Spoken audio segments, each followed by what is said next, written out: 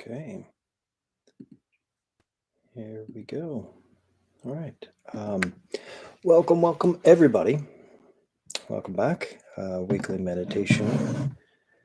My name is Mike Siddell, Buddhist meditation teacher. Each week come together, do a little sitting together, some guided instruction, little Buddhist theory, Buddhist psychology. So this week, what I'd like to do is play around. I guess it's entitled Impermanence, Spaciousness, and Non-Self. So let's see. Oftentimes within Buddha Dharma, impermanence is a theme that you'll hear about. It's rather important. The three characteristics, dukkha, anicca, anatta. Dukkha, or the sense, oftentimes translated as suffering, but it's more like that sense of discontent that we have. Sometimes it's put as that cleft, that gap between how things are and how we want them to be. Yeah, so there's this sense of lack that can arise within that. And what do we fill that in with? Craving, aversion, which hindrance comes into play there? Last week, we were working with examining the various hindrances and ways of working with them. So, the three characteristics, dukkha, anicca, anatta, so there's that sense of discontent that arises, anicca, the impermanence thereof. All things shall pass. Things come into being, flourish, and pass away from being. Dukkha, anicca, anatta, anatta being the not self. That one is a big one that people often have a question on about. But really, I mean, think of it this way. One moment we could be very fixated, attached to an idea, an argument, a view, an emotion. And the next moment it begins to trail off. And with it, that sense of how protective we were of it, how much we clung to it, begins to subside. It's as though our sense of self peels away from it. And we can just watch that sensory event pass away. So, whether we're looking at grand scale senses of impermanence of anything that we have, we shall lose our part with, down to the momentary sense of something coming into being and passing away from being, there's this linear sense that often is applied to the examination of impermanence. It's a point that's moving through time linearly. Yeah.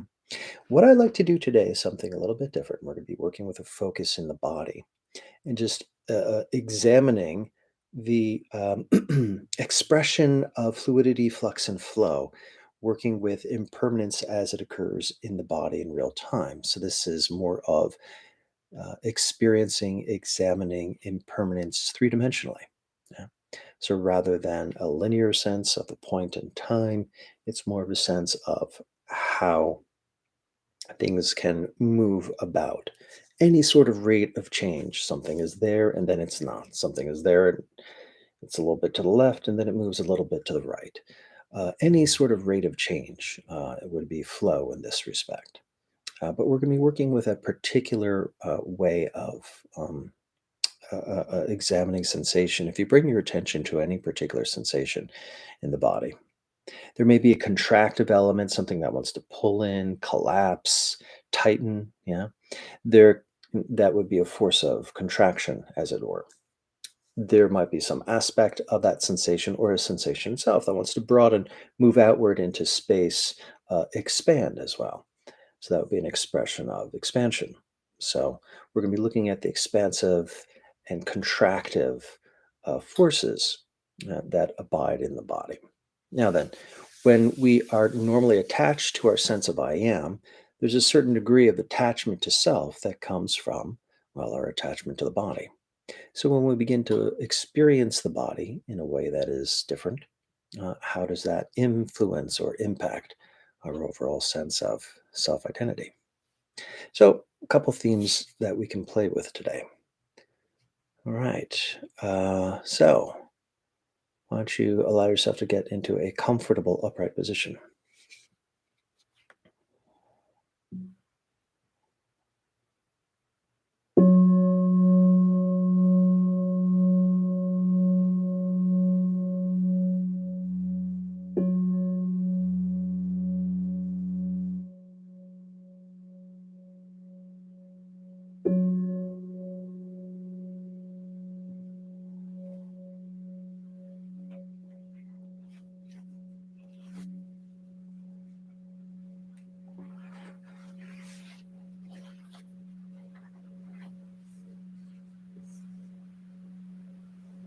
Okay, so we can start off this sit with a little bit of a shamatha focus. That is to say, bring your attention to something that is somewhat stable, somewhat pleasant.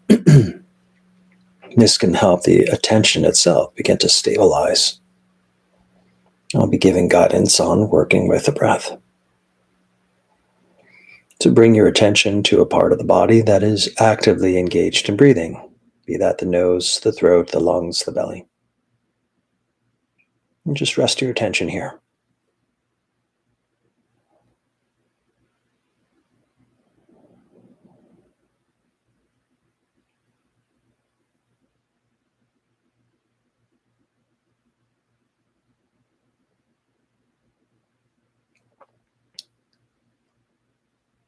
And maybe we'll move in a different direction. We're tuned to the breath, but let's not affix it to a certain point. We're going to do what I like to refer to as an elevator breath. When we're at the base of the out breath, we are done exhaling. Our attention is at the base of our spine. As we inhale, we have a light and easy scanning, sweeping awareness that moves up the body. So when we are naturally at the top of the in breath, our attention is at the top of the head. So as we exhale, we're just feeling into the body, noticing what is there. Just light and loose. It's not a deep, um, you know, feel every single scintillating sensation in the body, slow moving scan. This is just a light and breezy one. Inhaling, we're just scanning up the body. Exhaling, we're scanning down the body. Just notice what you notice.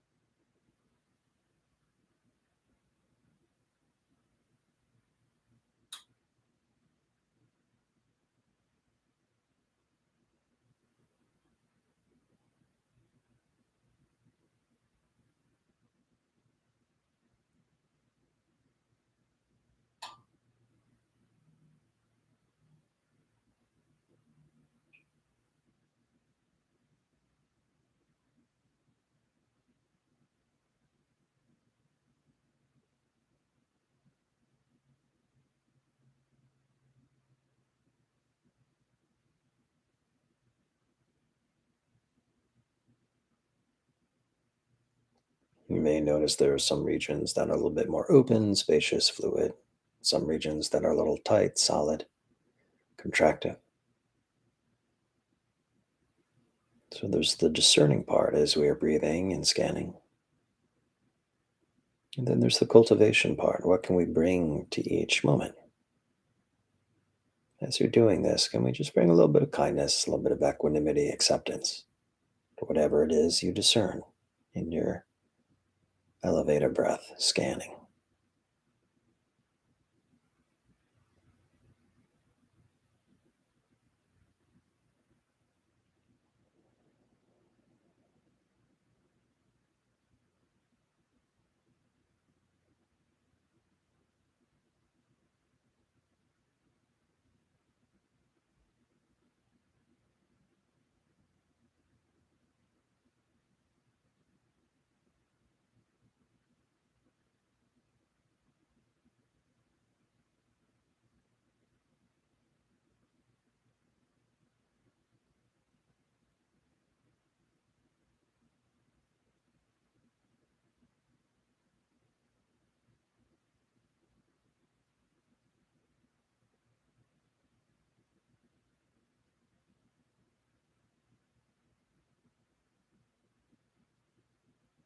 So as you are doing this,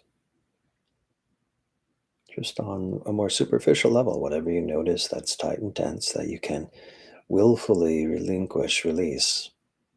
Any tensions, muscular holdings, just let go, let go, let go. The more we let go, the more it allows the body to be comfortable reasonably, being still. The more still we are, the more we can discern more subtle regions of grasping, holding, fixation. Just opening up and softening into all of these regions.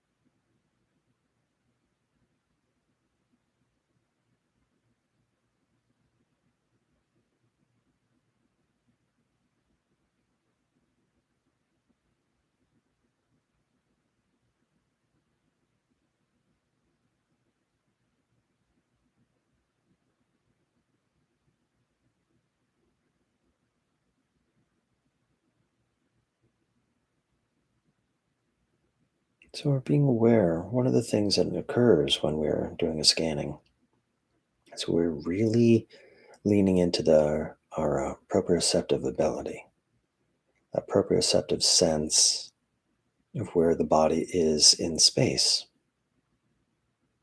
So as we move through the world, it's the proprioception that gives us a sense of where our arms and legs and head is, so that we're not bumping into things all the time. As we're scanning through the body, we're really getting a heightened sense of the body's form in space.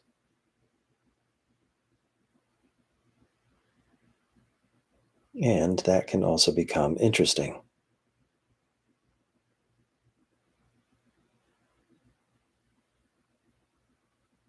As maybe regions of contraction become a little bit more noticed.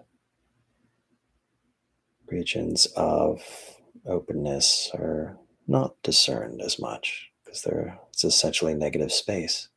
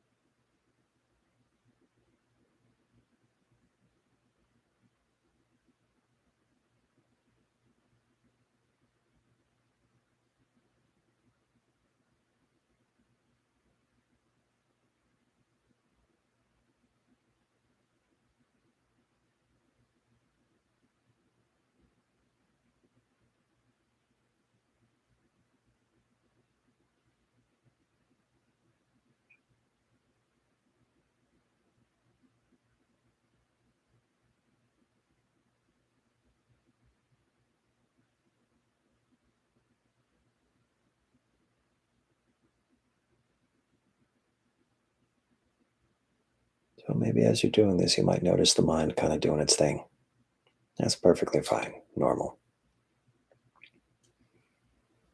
If you like, you can do a little background, just discerning of the thoughts, parts that are visual images that you can see, parts that are more auditory that you can hear. Sometimes just noticing them, not engaging in them, helps move them more towards quiet.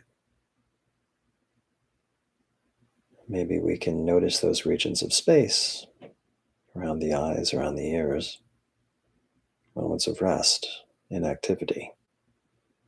There's an emptiness and spaciousness within the seeing, hearing senses.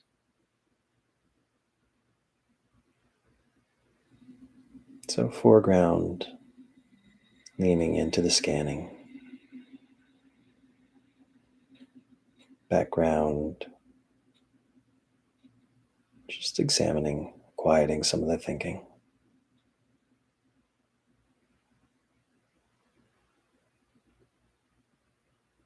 kindness, equanimity towards whatever arises.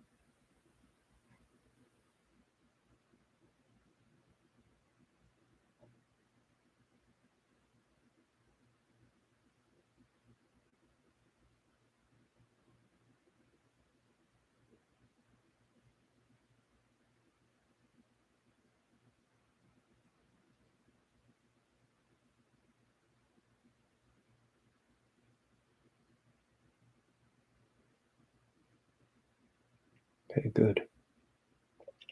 So let's let go of that scan and let's just abide in this full feeling form of the body.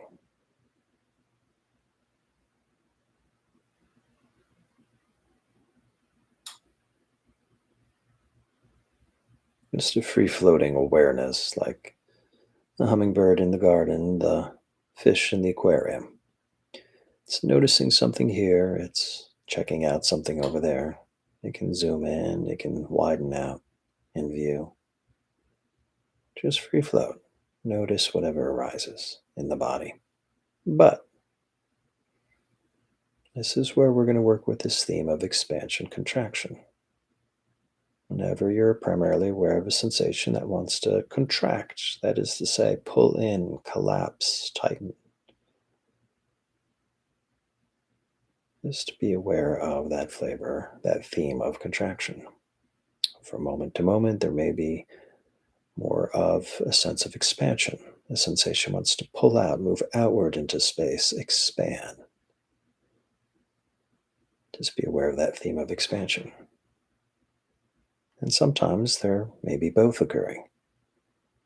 One part of the sensation pulls in, contracts, another part of the sensation expands.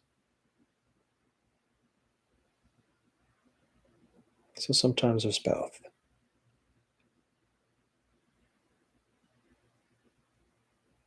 And from time to time, ain't nothing happening, ain't no movement. It's just all stable. If you'd like, you could use a labeling set to help, moment by moment. Every few seconds, check in. What is the primary sensation you're drawn to?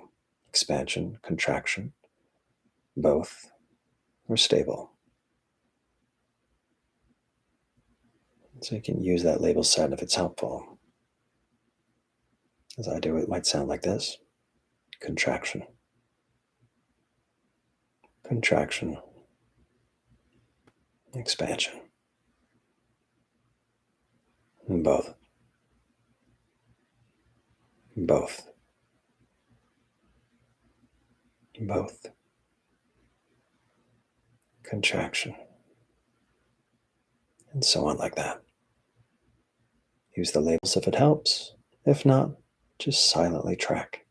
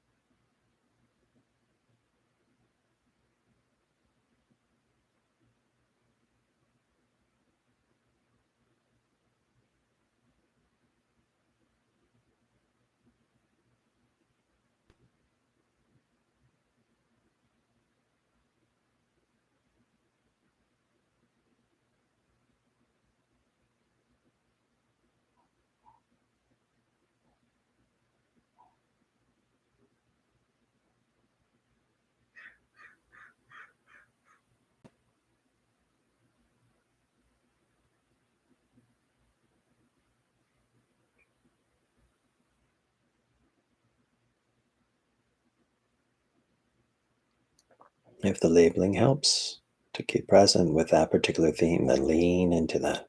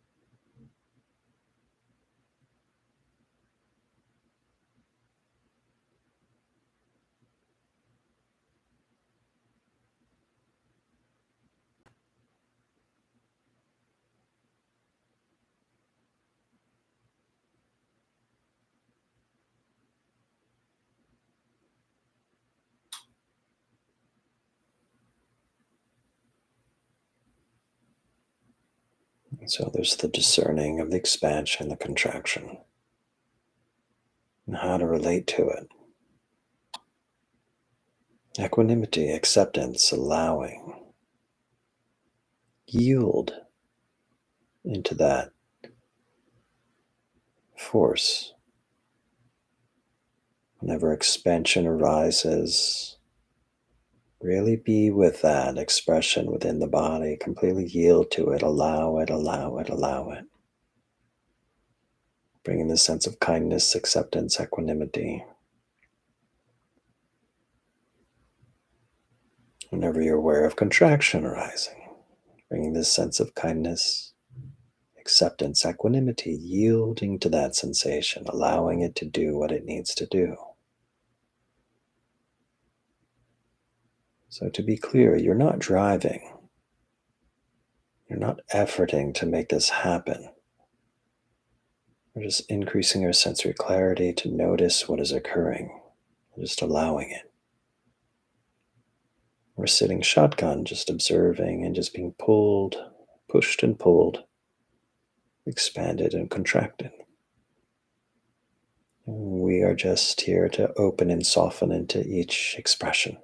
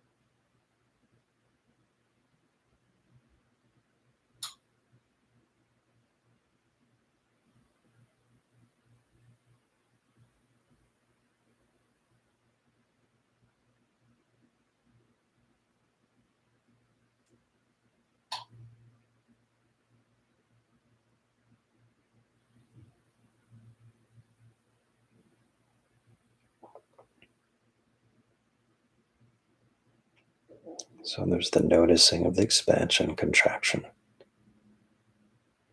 And in response, we're cultivating this, allowing this, yielding this equanimity. And it helps us to relinquish, let go of any fixation in any way, shape, or form.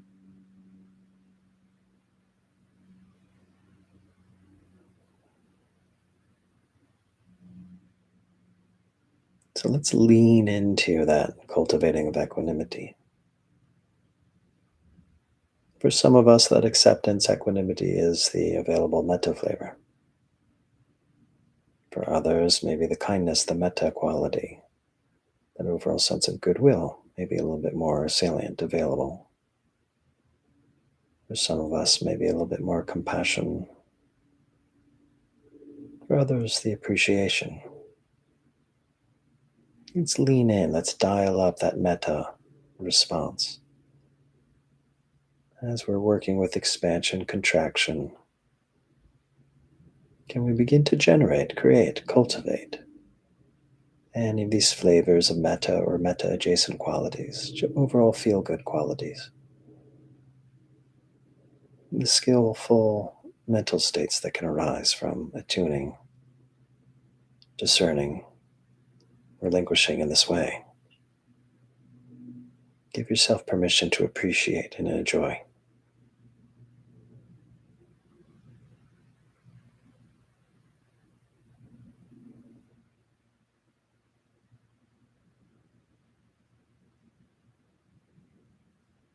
And sometimes generating the metta qualities by nature has an expansive expression. Go with that. Just ride that expansion for as long as it's present. And of course, whatever contracts, ride that contraction as long as that is present.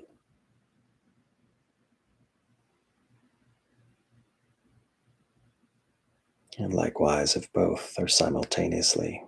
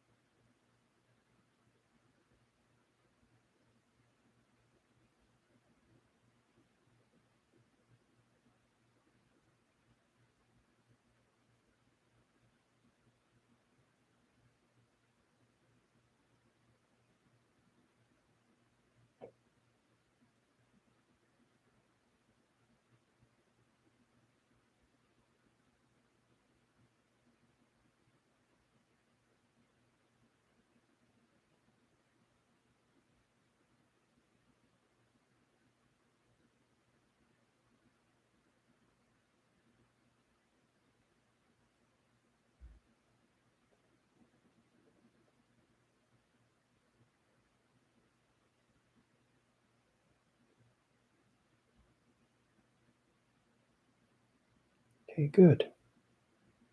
So let's let go of that. Now then, going back to that exercise we were doing at the beginning, and leaning into the scanning of the body, leaving ourselves open to any of the spaciousness, expansive, contractive qualities the presence of metta. Can we scan through the body now? And does that form express itself differently? Maybe as we are still and scan into the body, the prominent sensations may extend beyond the body or move inside the body. This proprioceptive sense of body differentiating from spaciousness may have shifted, altered over the course of the sit. So, however you would like to scan, if you would like to do the light, breezy elevator breath we were doing, or do a little bit more of a slow, detailed course, just lean into that. Lean into scanning the subtle body, the metta body, the themes of expansion, contraction, that boundary between form and spaciousness. And just be open.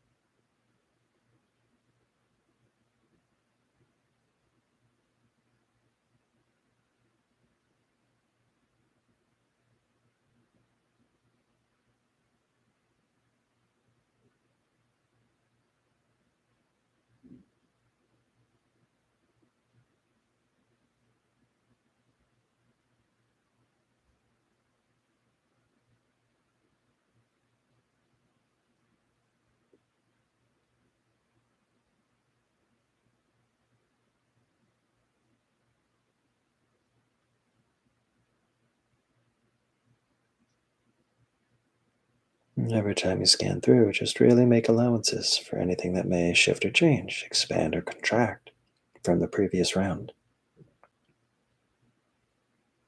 Really leaning into the fluidity, flux, flow,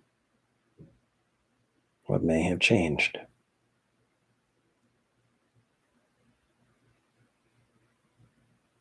And really, how strong is this boundary between body and space?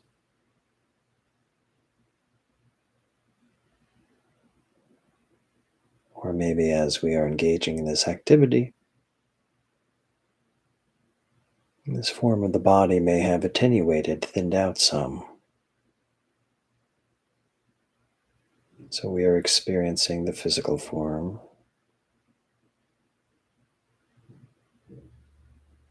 It's just another expression of space.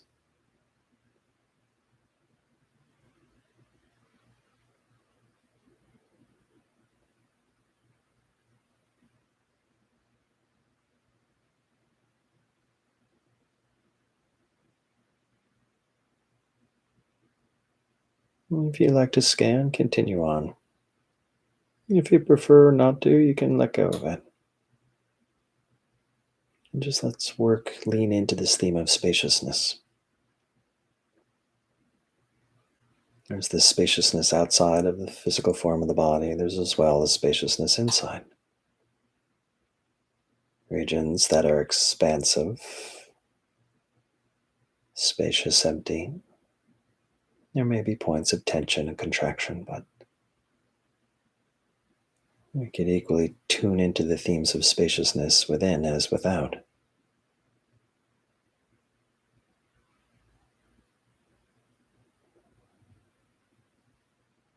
Let's work with the theme as the body and space undifferentiated.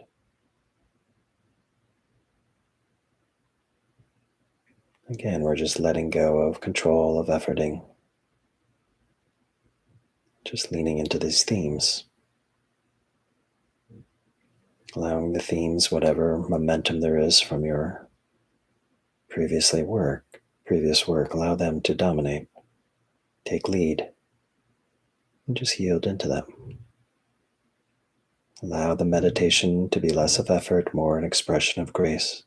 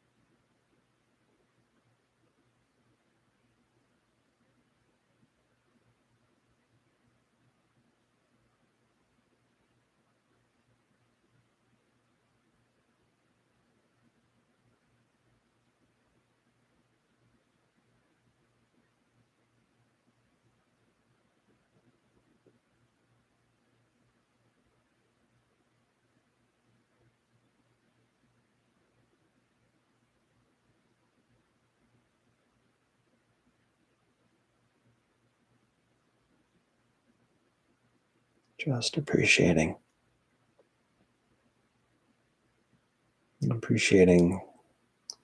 spaciousness, fluidity, flux, and flow. Appreciating form and stability and contractiveness.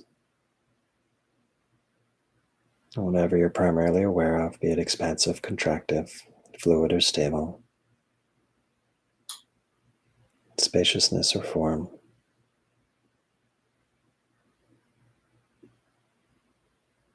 Where is the self in that?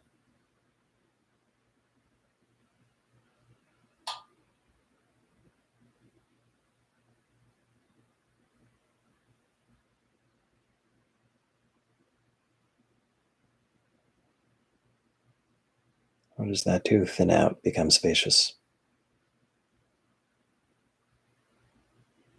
Appreciate that.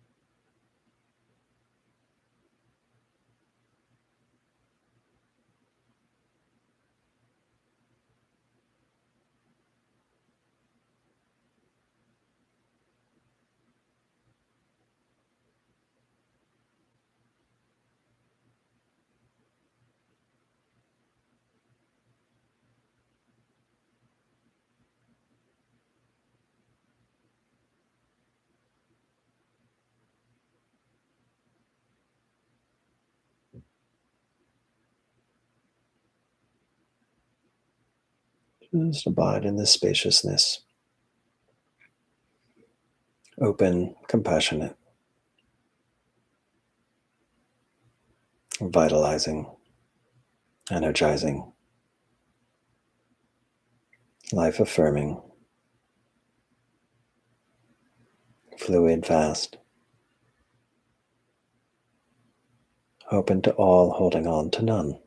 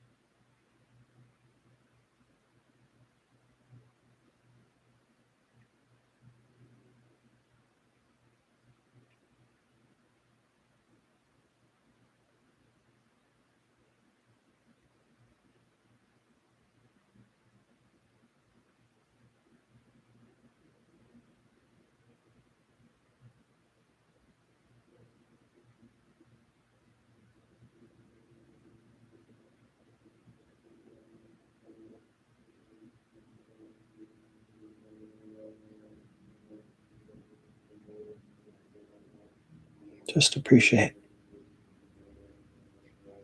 whatever arises in this pleasant abiding, just appreciate.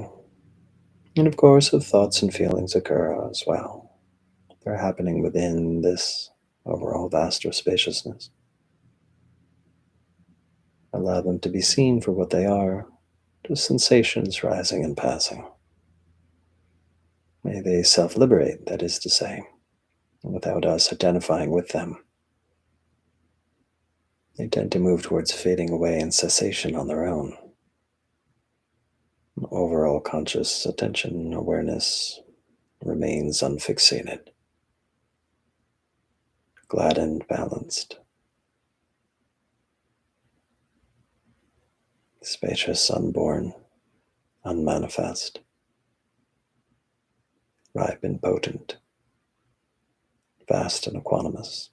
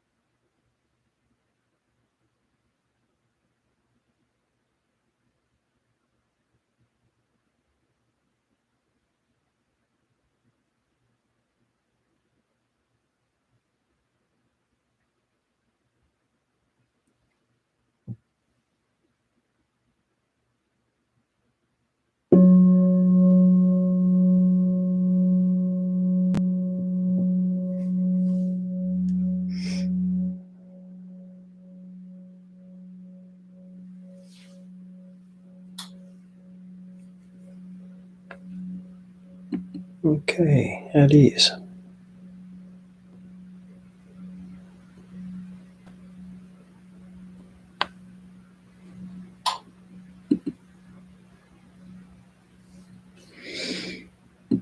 So, what did we do there?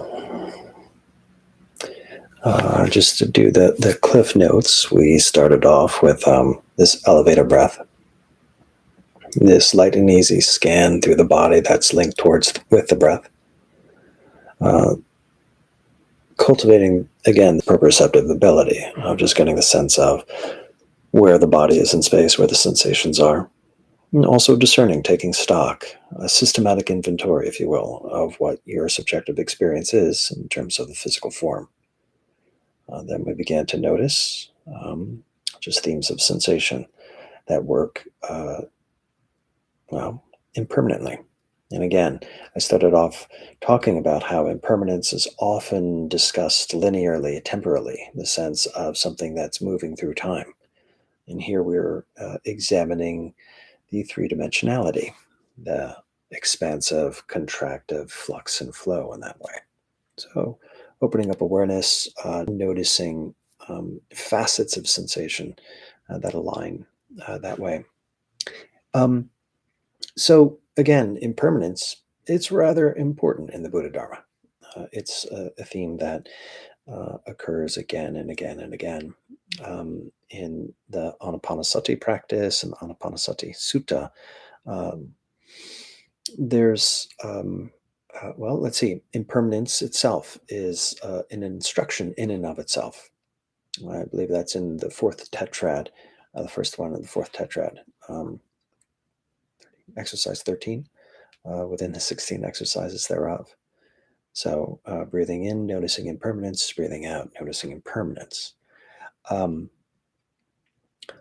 Oftentimes in the commentaries, I like to say that impermanence that's being observed is a little drop down menu. Click on it and it drops down again into noticing the other three characteristics, the dukkha and the anatta, the sense of discontent, and as well as the not self. And I think there's a particular interesting logic, a particular brilliance to that, because when we talk about the three characteristics, um, well, so many people talk about them in various different ways, but I like and I find it true, just this organic process. If we just lean into the theme of impermanence, noticing impermanence itself, things become open, fluid, spacious, except we may become a little bit clearer about things that don't want to open up, things that might be a little bit more tense. And again, I'm talking about this in the context of the body, since we're having a bodily focus today. We can notice a little bit more the contractive elements and those areas of hurt, of discomfort, of unpleasant. They're ripe for dukkha.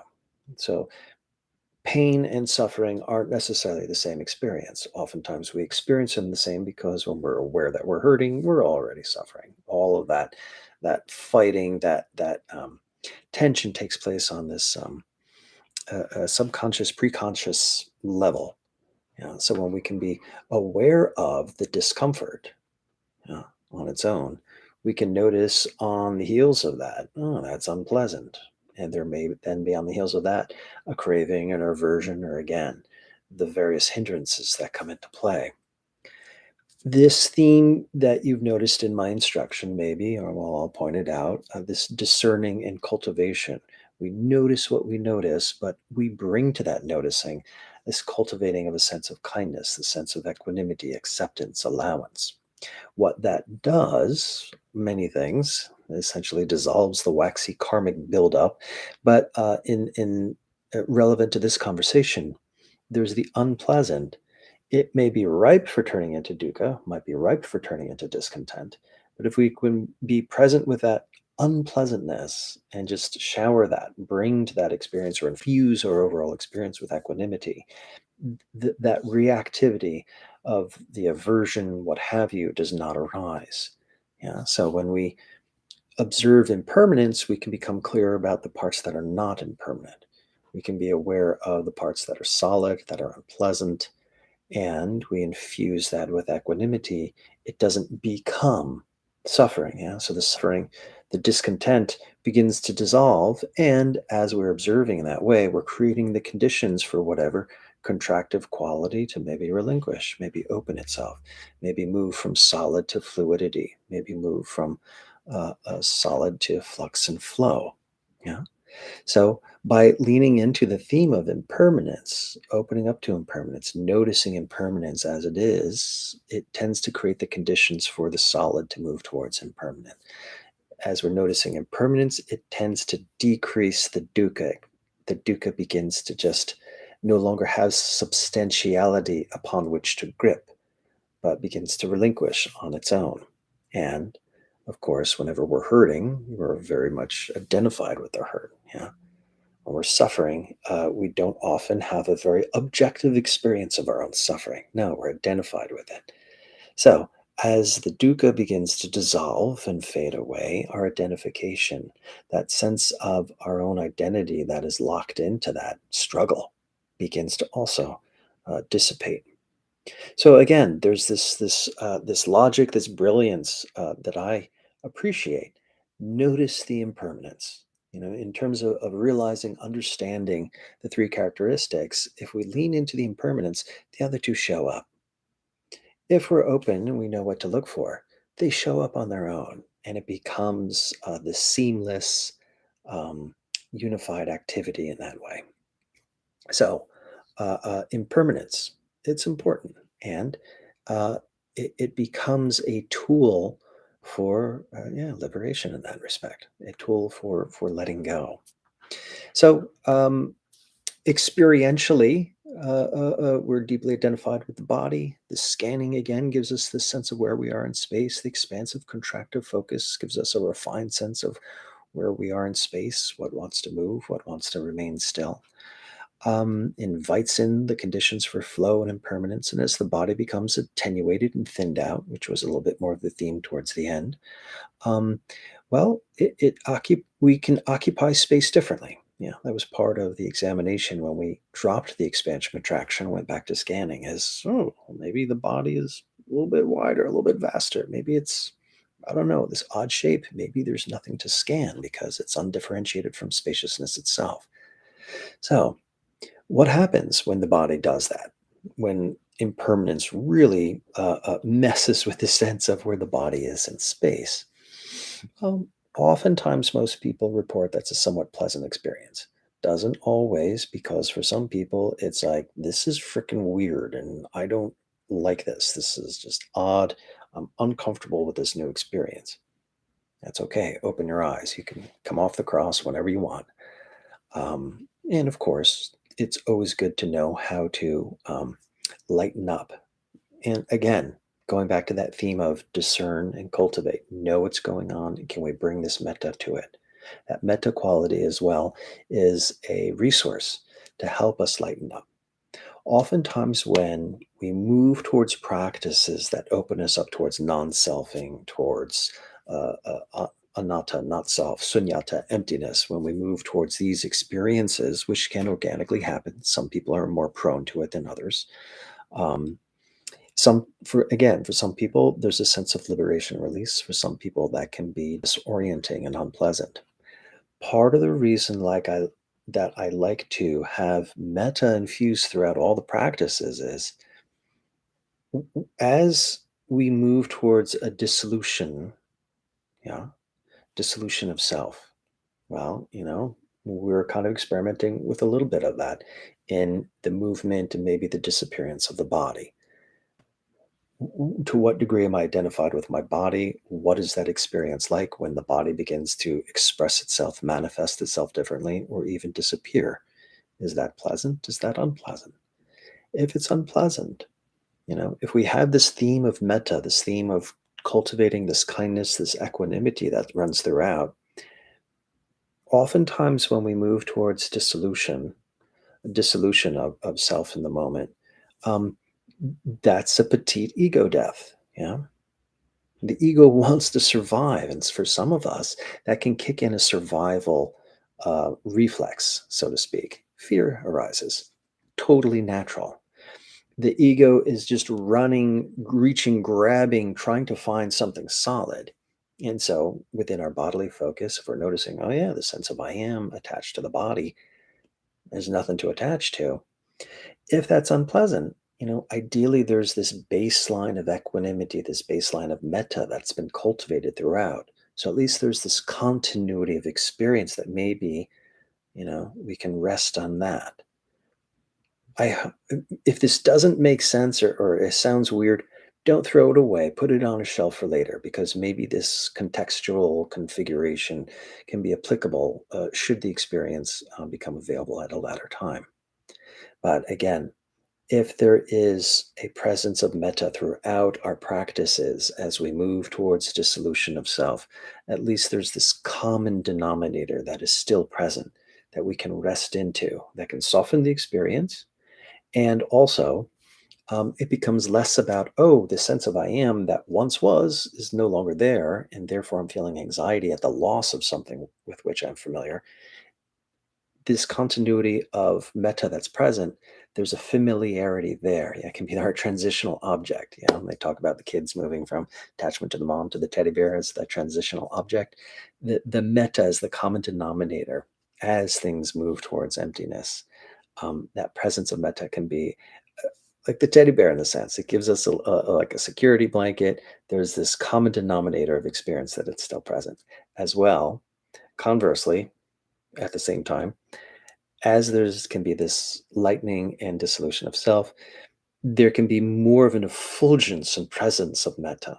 Yeah, so if we are prioritizing, emphasizing the metta cultivation, then the more that we lean into the emptiness practices, the more, well, it can be empty of the neurotic self. In the absence of that confining, limiting energy, it's more open for the presence of an effulgent metta. You know? So, again, what was the name of the theme today? Impermanence, spaciousness, and non-self. Yeah, I think that's about all I'm going to say there. Let's end with a dedication of merit. By the merits of these acts and other such virtues, may we attain a liberation for the benefit of all beings. We bow before those that come before us, after us, and to those who walk beside us on the path.